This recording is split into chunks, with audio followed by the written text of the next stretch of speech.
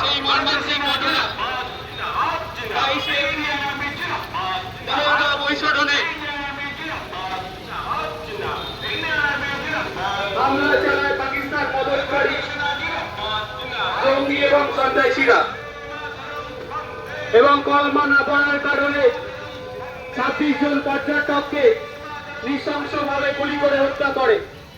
তারই যোগ্য জবাব দিতে ভারত সরকার 7ই মে